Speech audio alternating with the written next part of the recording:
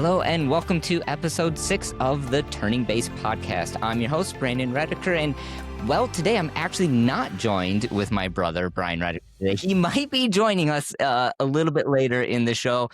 We'll see. He's got some other issues that are going on, so I'm hoping he can join us. But if not, we do have a very special guest with us today, Jennifer Bears of the FBO at the Grand Haven Airpark, 3GM, and she is also the vice chairman of the Grand Haven Aviation Association. Jennifer, welcome. Well, thank you for having me. I appreciate it. It's good to talk to you and be here. And hey, the Grand Haven Airport loves it too. Yes, and this is kind of fun because it almost comes full circle for us because our families have, they have been together with airplanes for generations at this point. Our grandfathers owned a Piper Cherokee together many years ago, and so here we are. Yes. They actually own two airplanes together. I don't know what That's right, they did. do you remember what the other one is? Brian Well, might I know. know, but Brian might know. I know that he had a what was the airplane before the Cherokee? Maybe the Tri-Pacer. I think that might have been It it. may have been But the Tri-Pacer. they were it's just kind of neat that our families were so heavily involved with each other. I mean, we're Yes, talking, in the 50s, 60s, and 70s, yes. that our families knew each other. So I always tell Brian, I feel like you guys are my cousins. So I know. It really does kind of feel that way. So it's kind of fun that, all of these years, multiple generations, and we're still talking about airplanes and being around airplanes, which I think is just absolutely fantastic and a lot of fun. So, for anyone who hasn't been to Grand Haven 3GM, give us a quick rundown. What makes Grand Haven such a unique spot to fly to? Well, maybe I'm a little biased, but I don't think so. I really don't. So Grand Haven, 3GM, 3 Golf Mike. What I think makes it so unique is it's near the lake shore and it just has beautiful views. And who can really, say or, agree with me on this is Skydive, because they have a view of these beautiful skies. And so I think it's just a great location for pilots to come in for that. And we do get a lot of tourism with that. And what Yes. makes us unique as a smaller airport is we have two runways. We have the north south and the east west. So let's Yes. see. Very important right now. Yes. So the north south one, let me get these figures because I have these written down because I don't want to mess up. It's 2,558, excuse me, 2,058 feet long. Yeah. And Yeah. then we have the east west, which is 3752. And so I think that's important because as we know as a pilot, weather and wind is extremely important in when we determine how Absolutely. we land. Um, and incidentally, our north-south runway is being refurbished right now. So that is great news for everyone.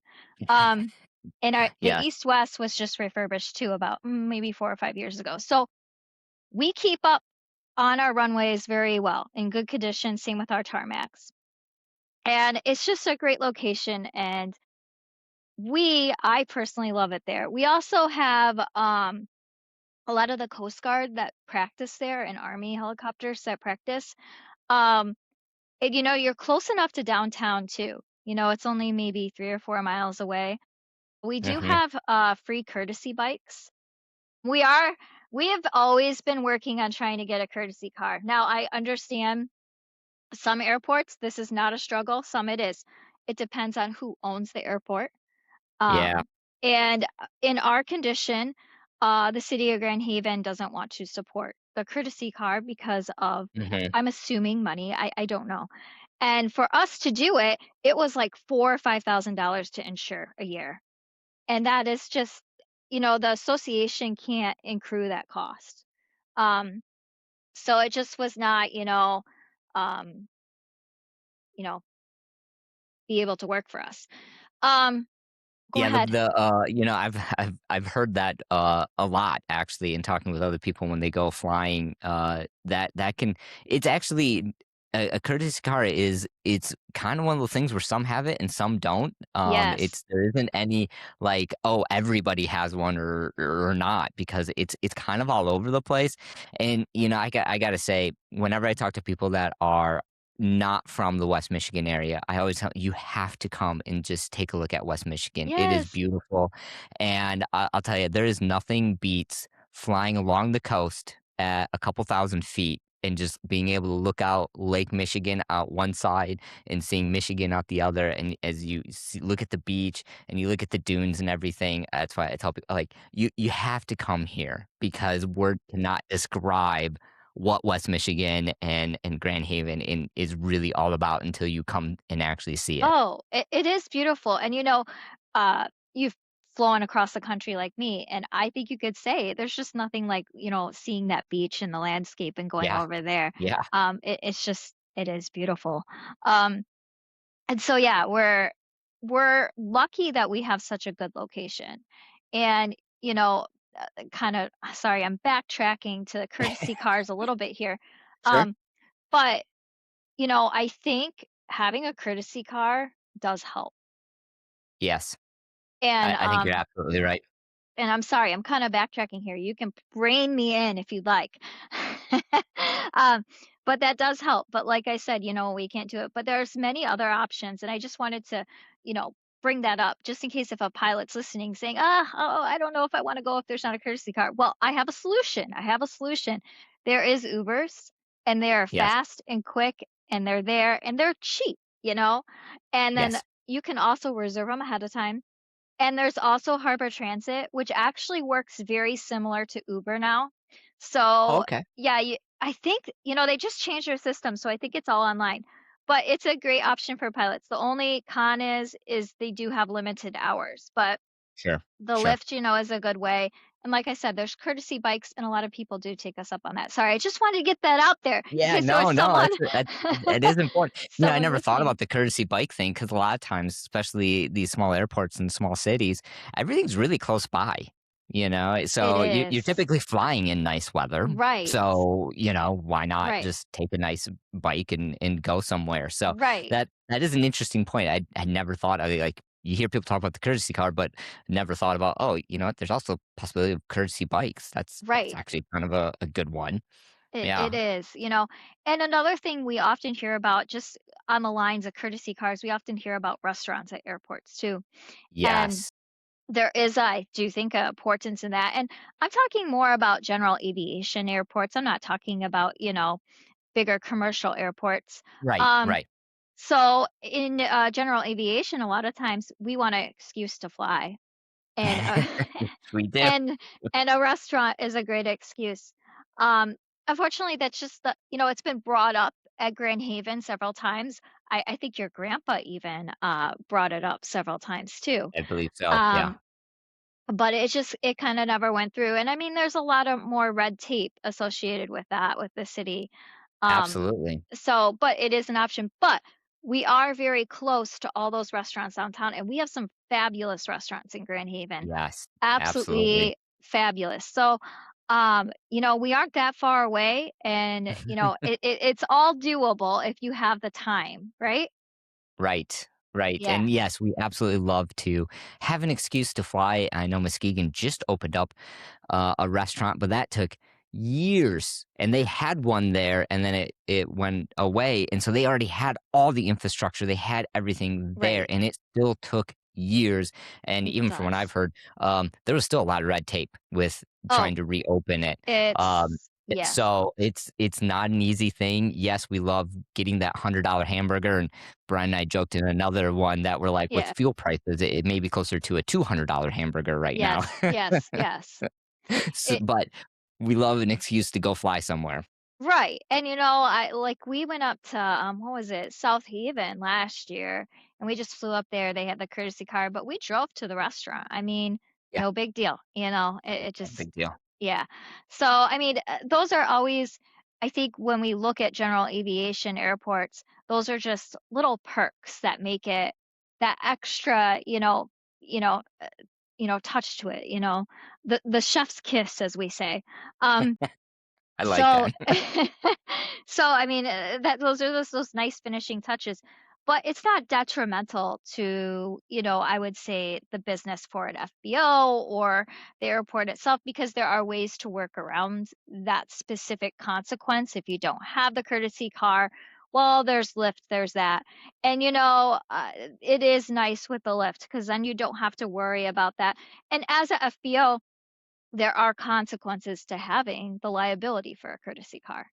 Oh, yeah. So, I mean, those are things to look into too. Do you want to incur that liability? Sure, you could do it yourself, but it would be on your personal insurance. And that's a whole can of worms that you probably don't want to open. Um, but, Yeah, that is an interesting point. There is liability, there is cost. It's not just a vehicle there because of the way it's operating and all that goes along with that. So that is something that other FBOs, if they don't have one and they're starting to look into it, you got to make sure you cover all your bases. So that's a really really good point. yeah. So those are just, like I said, those are small things that can help, but they have big consequences for you, and a lot of costs that can be associated with them. Yes. Like having a courtesy car costs you money as a Hmm. FBO. And so that's kind of the issue with that. Now, oftentimes people actually do give you money for it, even though it's, free. They give tips and It stuff. is a courtesy, But but yeah. yeah, but I mean, it's just something to think about as a general aviation smaller airport. But speaking of gathering people to it, you can, like I said, rein me in if you need to. Um, there's other ways to encourage positive feedback from pilots and from the community. And Yes. like I said, we don't have the courtesy car, but we have those other options. We don't have a restaurant, but we're close by to other locations, and we also have skydive on our field too, which I think that kind of helps too. It does. Um, but what we do, and I think what we is special to us, is we hold events for the community. Yeah, yeah, I was just, I was gonna, ask about Yeah. that because there are fly-ins. Mhm. The pancake breakfast, just last weekend was the dawn patrol. Yes. Yep. So, and then there's the trunk or treat. So there's quite a few, events that you do at the airport, which is awesome. So, talk to me about some of those activities. How do they Sure. happen? Do you see, um kind of a kickback as to do you see as fuel prices being able to sell to all the pilots that come in? How do these events help with the airport? So, I can really only talk about ours, because every Sure. airport is a little bit different and Oh, unique. yeah, that's so Um, true. and in these events, you can tailor them to influence certain things that you want to happen. Hmm. Now, Yeah. for ours, let's go back to the gas price things. As we see, it obviously it does help a little bit just that day, but it's not anything, that is going to, break us for the month and be like, oh wow, this was amazing. Um, Sure. and sometimes we even see, higher fuel prices on other days, and it's harder to get fuel during those events. We have a lot of people, there's a lot of commotion and everything.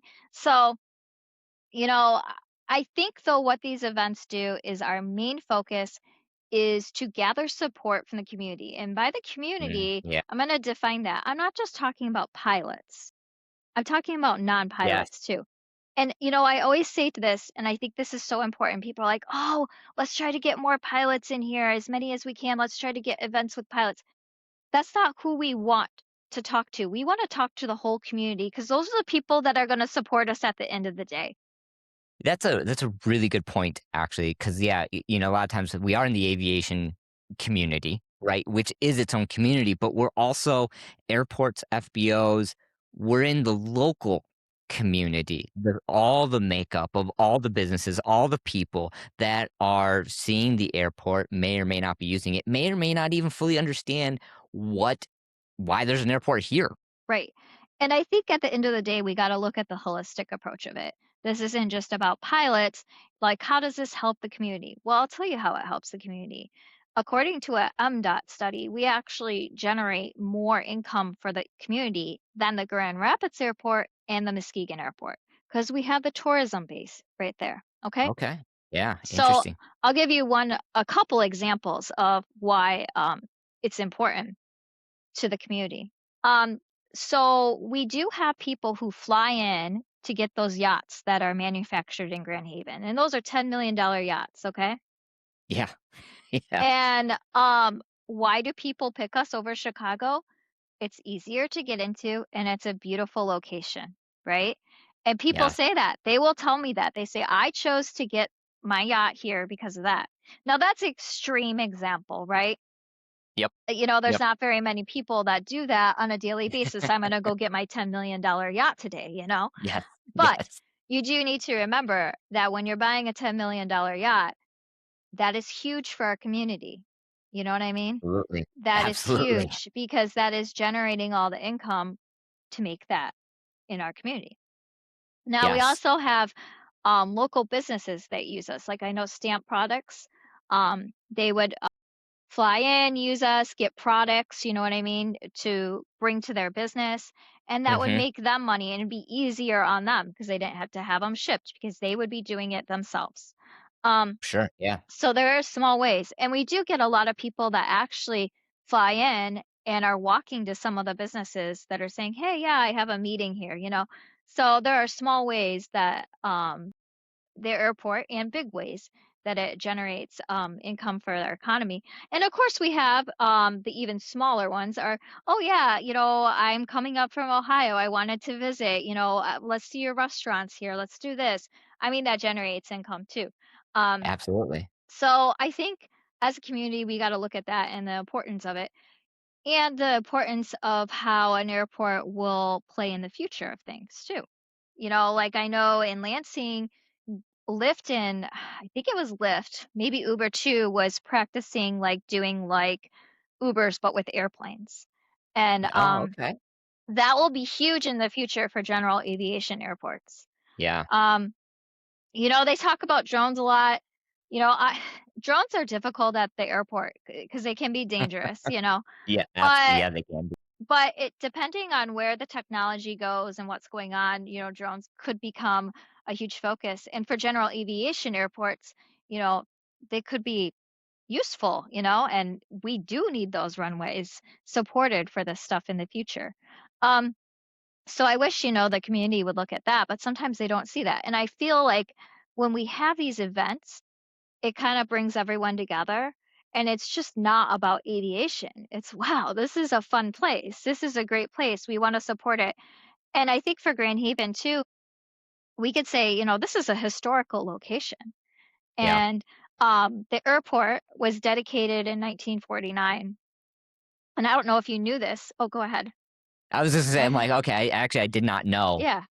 when it was dedicated. Yeah. And I don't know if you knew this, but in 1928, we had the airport in Ferrisburg. And yeah, and there was a big fire, and the fire happened now let's see here. The fire happened in 1930. And then so what happened was we had this airport and we chose Spring Lake because of the channels there. And we thought, oh, we could get amphibians, seaplanes in. Oh, Well, yeah. the Interesting. fire happened and um the city of Grand Haven, because at first I think it was actually like Grand Haven, Ferrisburg, and Spring Lake. It was all of them combined. Well, then the city of Yeah, the Grand Haven Tri-Cities. said, yeah, they said, I don't know what we're going to do about this. Well, a lot happened. What was it? The Great Depression? No, wait, when was the Great Depression? Yeah, I'm yeah, missing. that would have Yeah, been the yep, yep. yeah. Was that Yeah, 29? 1929. Yeah. So 29, that, October of so, okay. 29. So the Great Depression happened. So that influenced, obviously the economy Yeah. and all of that. Well, guess what happened after the Great Depression? We have World War II. Okay. So around 1942, the government said, you know what we need to do? We need to take all these small general airports and really fill this infrastructure up. So we are going to give money to a certain airports, not every airport, but certain airports. And Grand Haven said, "Oh, we want to be on that list." so Right? so they were lucky enough and they got on that list and the government totally funded a new airport. And so that's how we got where we got, and we actually bought 300 acres on that Comstock area. And so, unfortunately, the airport's only 100 and something acres now, but um, yeah, 300 acres. So that's just kind of an interesting piece of history. And I say, yeah, we want to keep it because it's kind of a historical marker. Yeah, Um, I actually did not know the history behind that. Yeah. Yeah, it's kind of a unique, history, and, you could really see all the facets of, the past kinda leading into the decision of why this happened, the fire, the Great Depression, and then World War II, and then, again, we were nervous because of Japan and Germany, and we said, "Okay, we got to do something about this. We think that, aviation is where it's going to be with the war, and so let's build up these infrastructures. And so, yeah, Grand Haven is so lucky that we were able to do that. And like I said, I think it has that piece of history for us. And that's why we're called the Grand Haven Memorial Airport, because we're dedicated to the fellow veterans and people in the past wars. Interesting. Wow, that Yeah. was some really good history that I did not know. That was good, and I think you hit on some really good points about the historical value, and even then seeing the importance as aviation was really just starting to take off, and there was definitely after World War II a very big boom in general aviation after that. Huge, It was huge. a huge boom. It didn't quite get as big as Piper and some of the other ones were expecting. They thought Hmm. it was gonna get even bigger. Hmm. That didn't quite materialize when Right, you start reading some of the history books about that time frame, but it was a big boom, and that right. really started, the general aviation, and obviously Piper and others and Cessna, they had been building airplanes for a while, smaller airplanes, but it was really after that that really kinda put them on the map as, like, building a lot of airplanes and people enjoying them. It's sometimes fun to look back at some of the flyers, from, Yeah. like, the '50s and early '60s about, like, what they thought, general Well, aviation was going to that's be. um, a lot of these events were perpetuated from this boom in World War II. For example, Dawn Patrol, that was a Yes. World War II concept. So what did we do? We patrolled at dawn, right, in our Yeah. airplanes. And we came back and we had a hearty breakfast of eggs, bacon, sausage, pancakes. And then we carried on that tradition after World War II. And our first dawn patrol was 1953 at the Grand Haven Airport. And we Okay. had some of the biggest dawn patrols actually in the United States at Grand Haven. We sometimes saw up to 200 airplanes. So, and I think your grandpa and my grandpa were instrumental in that because in Mhm. 1954 is when they started the Grand Haven Aviation Association. So, Okay. history has a big tie into why these events happen. We keep these events, and these events help us propel community support. Um, Yeah.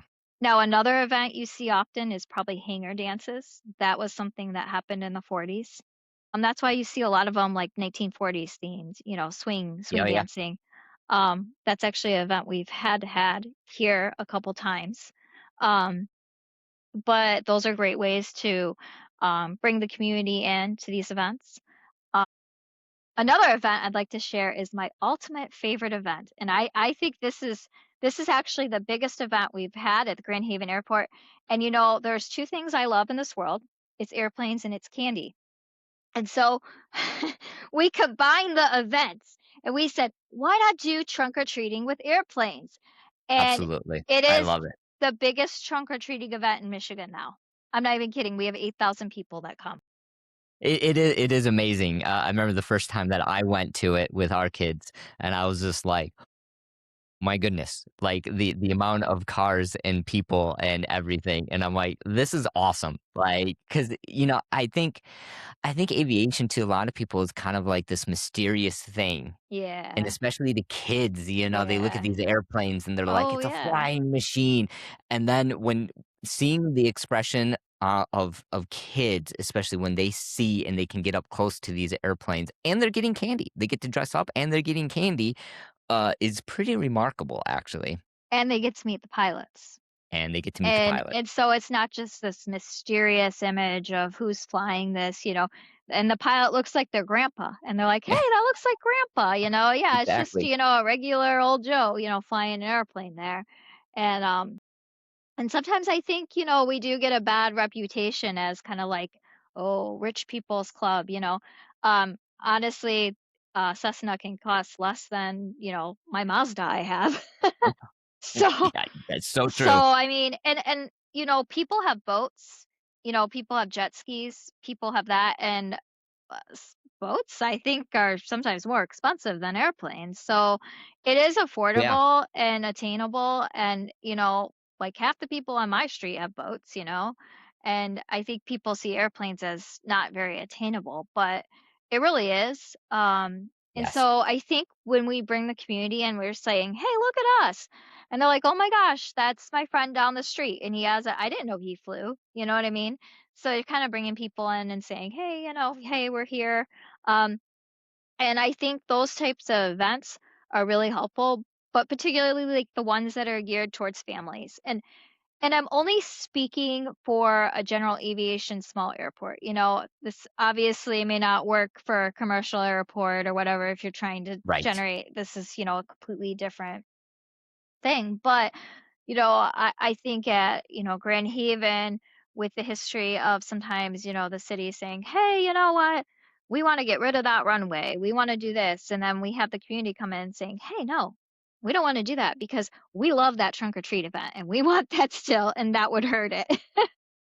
Yeah, I know because there's been we've talked about this already a little bit earlier in the show, and it has been a reoccurring theme. I can remember my grandpa having to go to all of these meetings about, "Oh, the city wants to close it," or "The city wants to do this," and recently the chamber wanted to try to repurpose one of the runways, for adding more industry, and we already talked about some of the Michigan, Department of Transportation, how you did get the numbers for them to go, "Hey, look, um, if you do this, this is actually going to hurt your economy more so than you realize, like, you Right. don't realize what it's doing, and it is amazing because, obviously, being in the aviation community, you know a lot of other pilots, and you get to talk to them and see what they use it for. How do they use aviation? And, yes, there are people that use it just for fun.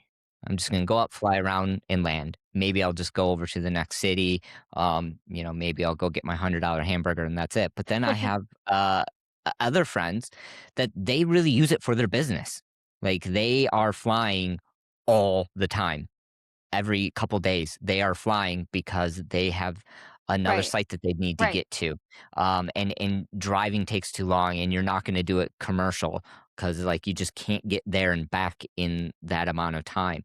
And so it's kind of interesting how really these small airports, how much it does help the local economy because all these businesses they're flying these planes in and out all the time to do business because they can get there fast. They can get in and out of the airport fast, and that's one of the nice things with, like, Grand Haven. It's easy to get in and out of, Right. right? It's And if you're non-towered, so it's yeah, it's yeah. non-towered and everything's Yeah. close by. You can get right there, Yeah. get to your business, and then Yeah. get back out of there. So, I mean, a lot of times, they as the saying goes, like, you only have so much time. Yes. Yes. So, you gotta figure out how best to use that time. Right. And that, I would say, like half and half of our pilots, some of them do it for fun. But also I think here's another important thing. Some of it pilots use it to visit family. And I think Yes. that's just as important because it's, a way that they can travel and see, their individuals and whatever and not use commercial or fly or excuse me, drive. Um, so and then we have, a lot of them do work. Like one of them, he's actually a lawyer for the EAA, and so he goes often to Oshkosh, out there. So he's constantly flying back and forth. We have another one. He does like I think it's like IT work or something, and he's constantly flying out for that.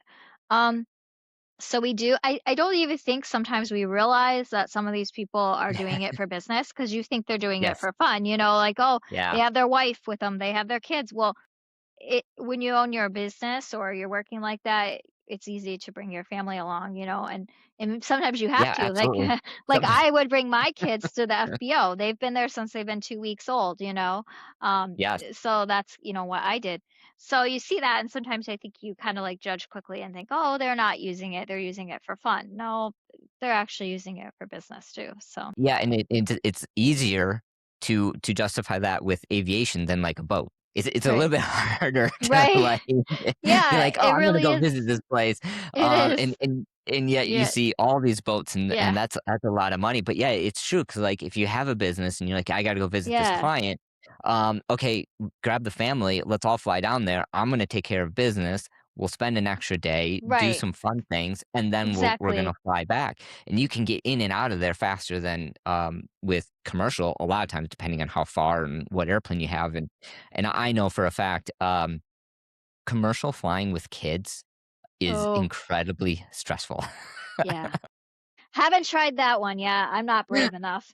So, I've done it many times, and it is unbelievably stressful, trying to do everything yeah. on their exact timetable, and then Yeah, yeah. one It kid just is. says, "I wanna do things on my timetable," and that is, can throw a wrench in the whole thing, and then you are that parent, and you have that kid on the flight that everyone's looking at. Been Well, there, done that. I think too, as you grow to be a pilot, you like the autonomy of Yeah, it, and anytime you take away your autonomy, it's a little bit harder to, go so back. true.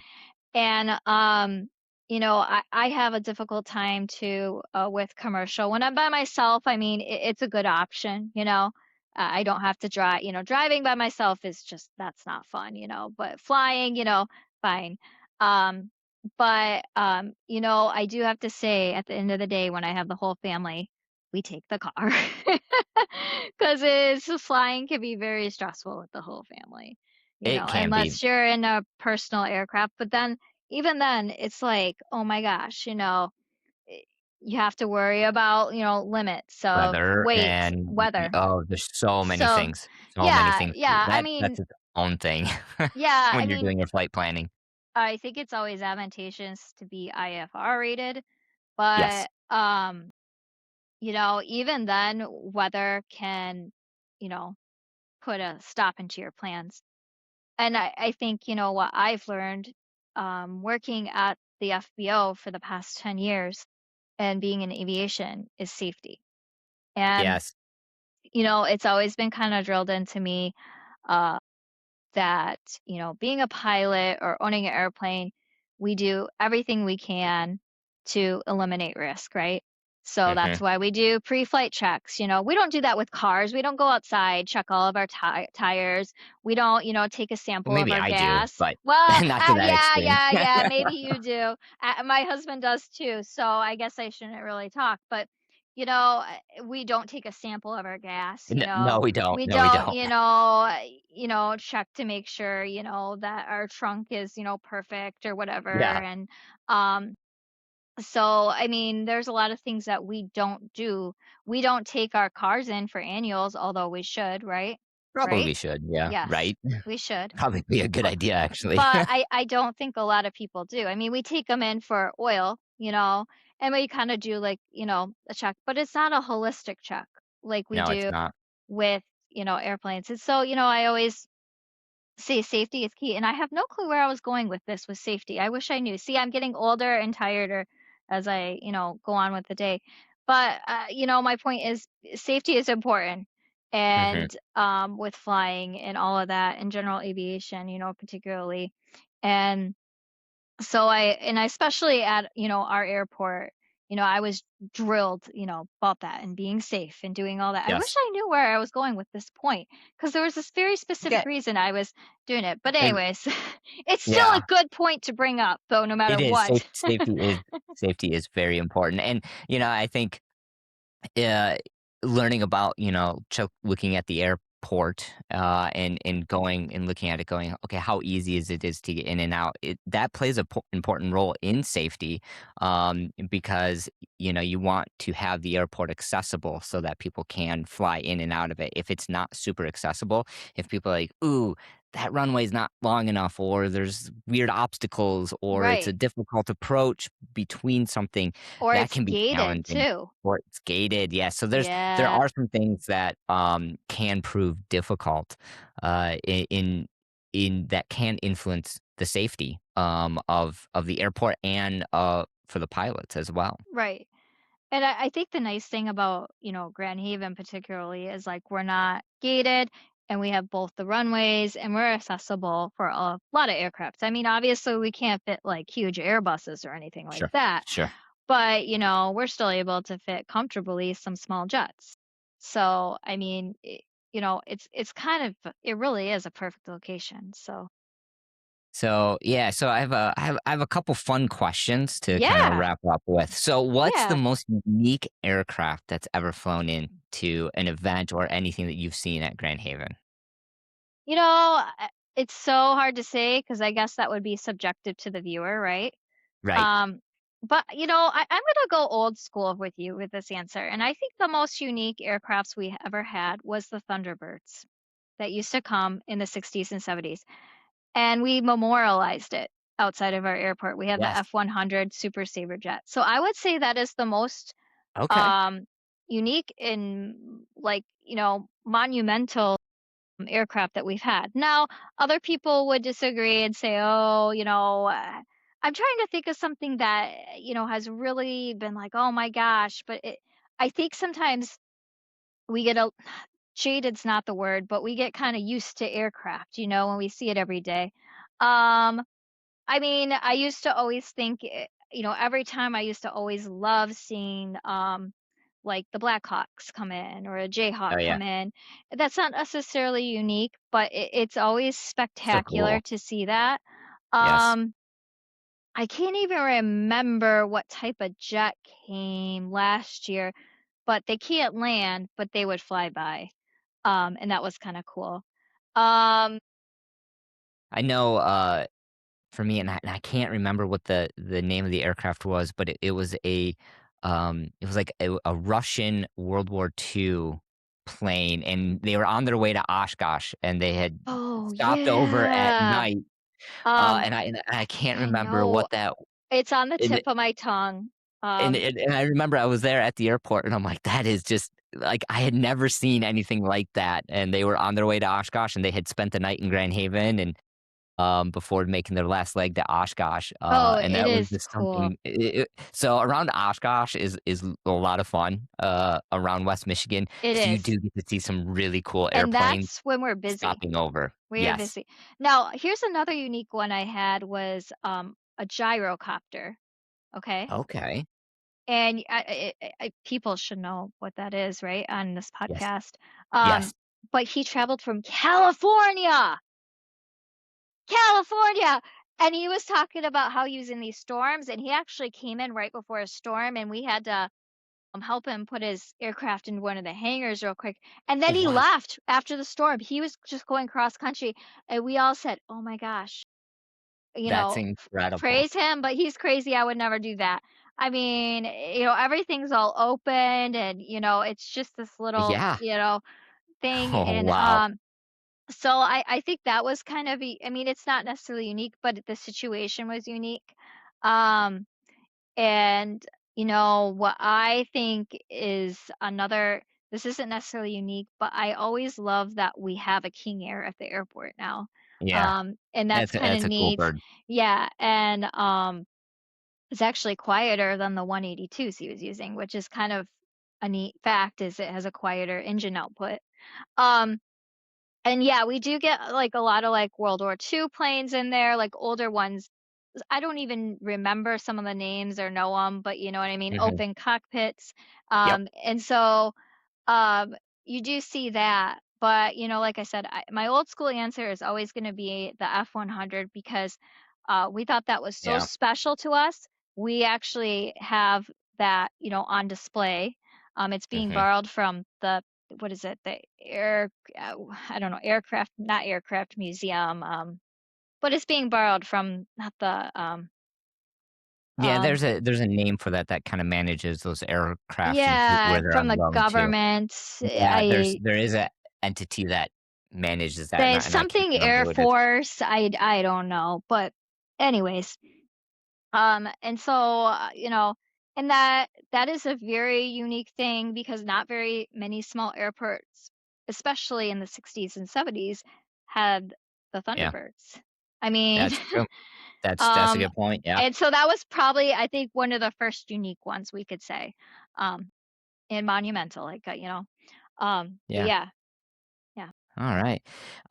If you could magically host any event at Grand Haven, no worries about budget, FAA regulations, what would it Um, be? Oh, well, I have 2 ideas about this, okay? Okay, I've been thinking about this in my spare time a lot. I always think about events. Okay, 1, I would just go all out with a hanger dance again. I know, we've done it okay. before. Yeah, My another one is I would love to have Santa come in an airplane and land and have all the kids come, but I just don't know how to do that. I've been thinking about that event forever, just like my trunk or treat event, when I was thinking about candy and trick or treating, it took me a little bit and I was like, "Oh my god, trick or treating at the airport." But, yeah, I always thought that would be fun to do something with Santa Claus at the airport and I having like that kids idea. come, but, I there's like a that. lot of dynamics and everything, but if I had Yeah, unlimited money for it and no red flags, I could really think of something big and grand and, yeah, give each kid a those are gift fun. as they go by with Santa Claus, have it very similar to, like, a trunk or treat setup, Yes, have, like, little, like, people dressed up as his elves and have candy canes and hot cocoa and, I think that would be a really, fun event. And I also would love to see like some type of like egg hunt, like for Easter or whatever. Um, okay. Now back in the day, we used to do candy drops. We cannot do that anymore because of safety issues. But what a fun idea, right? Yeah, I yeah, mean, that's always a fun idea, but I personally would feel comfortable doing that with liability. sure, yeah. What's the best spot? What's your favorite spot for a pilot to get lunch after a tie down Grand Haven? Oh, man, it depends what you're in the mood for, but I have some fabulous, ideas for pilots. Um, if you're looking for, like, a sandwich, the toasted pickle, like, hands Yeah, down, toasted pickle. They've been on the Food Network, so, I always think, "Oh, yeah, they're they got pretty" good food there. yeah, yeah, they're pretty established. Um, but if you're looking for atmospheric, I would say, Snug Harbor or Nodos. Yep, That's very those are good ones. atmospheric. Um Unicorn Tavern. That one's great. I love it. It's on the east side. Um, and I'm trying to Not think of been there. oh, it's you should go there. It's I fabulous. should get there. Okay, Um, okay, and let's see. One of our local pilots actually across from the Unicorn Tavern has a brewery called Off the Chain. okay. And so everyone should stop in to the brewery too. Just please don't fly your airplane after you have a beer. Yes, yes, That's not yes. advice. Be safe when you do Yeah, that. I don't Have a advise that. beer Yeah. by the next Yeah. day. Yeah. Yeah, yeah. Maybe stay the night, it's a Yeah, perfect stay the night. opportunity to stay the night. Exactly, Um, exactly. but those are, like, some of my, like, locations. I also tell people to walk the pier and try the Hawaiian ice. I think that's still there, but that's kind of like a fun thing to do. Um, if they're looking for somewhere closer to the airport, I always, like, offer, like, Taco Jalisco. I'm kinda drawing blanks, sorry. Um, but, oh, I love the boba tea shop too, that's really close to the airport. That's very yummy, and they actually have sushi right next by. So I always ask a Okay. pilot, "What are you in the mood for?" Because I could tell you exactly where to go and where to get it. And then we also if you go downtown see, that's the great thing about downtown. If you go downtown, there's so many shops and There stores are. and opportunities. Like, we have, the chocolate store. And this is Yes. an interesting story. So I think it's called Patricia's Chocolates. And one of our pilots, he used to fly to France all the time, right? On a big Okay. Airbus. And so he would get her chocolate supplies in France for her and bring them back. Isn't that cool? That is really cool. That is really That cool. So all the chocolate was being supplied from France. Unfortunately, Mr. Clapp is not flying anymore. He's retired, so he doesn't do that. He would also get me butter from France, and so I would always have butter from France. It was great. awesome. Yeah. And it that is great because in downtown Grand Haven, like, you can park in one spot and Yes. easily walk everywhere you could possibly want Yeah. to go, And and which is fantastic. I always tell pilots that if you just go to Washington, right downtown, you could pick anything your little heart desires, you know what I mean? If you wanna eat Absolutely. chocolate for lunch or if you wanna have ice cream, if you want a good pizza, you could go to Kirby. Now they have that, what is it, 1823 there now? Yes. And I haven't been there, I so haven't been there either. I haven't suggested that, but I think it's supposed to be more like a upscale or something or a Mhm. fancier restaurant.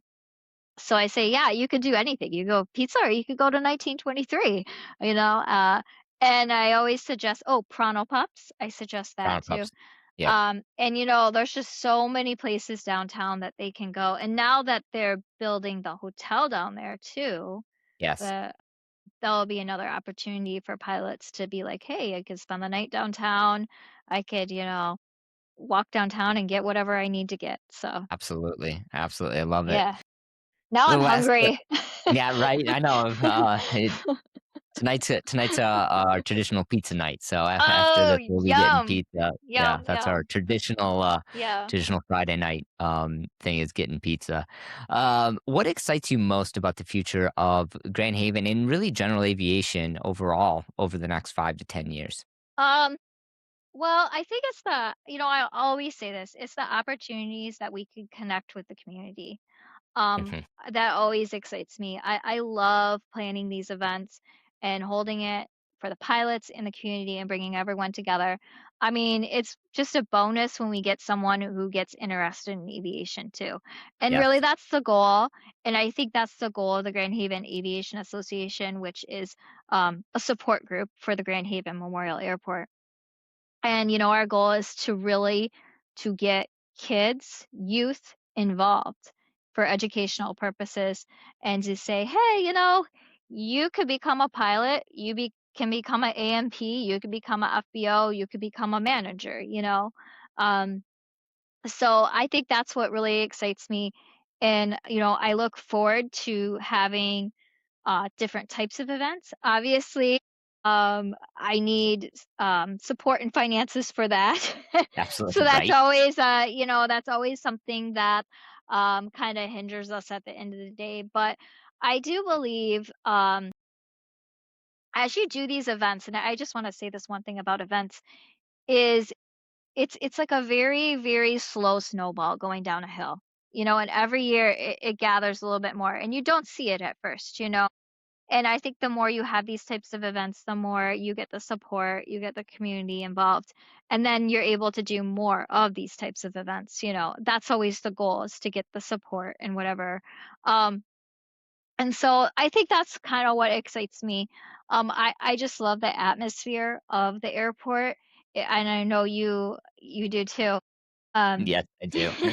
it's a fun place to be. I really do enjoy meeting all the people that come in and learning about their experiences and backgrounds. And it's really fun to hear their stories, why they're here and, what they're doing. And I enjoy seeing the aircraft too. That's Yeah, that's yeah. that's always a big part. But like I said, my number one thing is just getting the community involved, and that excites me. And I really hope that we're able to grow that. And I know your grandfather, Arnie Redeker, would love that, along with my Yes, grandfather, Ed Bears. absolutely. And like I said, they're the ones that really started the Aviation Association and kind of propelled that forward. They're the ones that pushed the Dawn Patrol, push these events. We used to have so many events at the airport. We had, what was it? Pound a penny for polio. So I think we took for how much someone weighed, they would donate a penny for every pound. Okay. It's weird. Nowadays that would not fly, no pun intended, because no one's going to want to give their weight. Because that's what they did. They're like, we flew 20,000 pounds up today, and then we made, we had 20,000 pennies. Um, So, those types of events were plentiful back in the day. But that's kind of when aviation had its boom, and so we saw a lot of that. Um, they had like drop landings too, or spot landings, excuse me. Those I Nowadays we probably wouldn't do that because of liability purposes. I hate sounding boring, and, a lot of people are like, "Oh, she's boring." Well, I'm sorry. It goes back to the safety thing, Well, and Brian and maybe I, we were even talking about on the very first episode introducing and the stuff that we talked about were like flying in he a little bit older than I am, but like at the late 70s, early 80s, rules were different. In aviation yeah, in general. yeah, They were different in commercial and general aviation. The stuff that we did as kids on, commercial airplanes, you could not do today, and even at airports, so it is hard sometimes with everything that's happened. It's like, "Oh, we you just can't go back to the old right, times," but you can look at it, be like, and draw inspiration from it, and, right, well, I mean, let's face it. I don't think either one of us would be here right now if it wasn't for our grandfathers so right, involved in aviation and bringing right, up the next generation and pushing it on to us and growing up around small airplanes and airports and FBOs and everything. And I still remember taking my youngest up in an airplane. I think he was probably 4 or 5 at the time, um, and we actually had to move his microphone away from him because he couldn't stop giggling. He was oh having yeah, so much yeah, fun flying, and he couldn't see out. Like there's no way he could see out. He was just so small. And but he was just giggling the entire time. He was just having the absolute time of his life in that little airplane and just being able to like just go up in the air and everything. And so to be able to uh, get the community involved is important, and not just, as you said, the aviation community. I think that was an excellent point. It's the community around the airport and getting the next generation, the youth involved. Not everyone needs to be pilots. We need a lot of other people to support these airports and everything that happens at them. And I think that's so true, is just to get that awareness out and support it within the community. well, it's just like a marina or, any type of boat thing, not everyone, I was gonna say flies a boat. That's not the right term. Drives a boat. Yes. Yes. Um, but we still support that, we want that because we want open Absolutely. waterways, we want shipping, we want all of that, and that's how we gotta view it too. And so that's important. And I just I always say it's not just about the pilots, and the pilot makes up a small percentage. It's the community that will support us. And like I said, I am just, from my personal experience, I can draw that the events were helpful for us. Um and I know we just had an article in Sports Aviation um that was talking about the 3GM and how the events are propelling it. Another great resource is the AOPA. They're very helpful in those types of situations with small airports because they want to see the small airports, prosper. Um, so yeah, it's just it's a unique look, and it's sometimes hard, and it can be difficult and frustrating, but you just gotta keep going. Yeah. Keep going. Well, I wanna say thank you for coming on here. This has Yeah, been a ton of fun. I think we're yeah. gonna have to do this again, and Anytime, hopefully next time Brian can join us, 'cause I anytime. think it could be a fun Give conversation. Yeah, give me a topic and I can talk forever. Ask my husband. Yeah, so we'll definitely have to have you back on here, but Anytime. this has been a ton of fun, and yeah, Yeah. it is beautiful West Michigan flying weather now, and I'm looking forward to Oshkosh coming up here before too long and seeing what comes flying in and out. That's always a Yes. good time seeing Well, keeping an eye to the sky. everyone should stop at 3 GM before they go to Oshkosh to fuel up. Yes. It's a great place. You could come say hi to me. I will give you some great suggestions for food too. Fantastic, fantastic. All right. Yeah. Well, thank you so much. Mhm. And everyone, thanks for listening. And hopefully, you enjoyed this episode as much as we enjoyed talking and having this conversation. Yeah. And we'll catch you next week on the Turning Base podcast.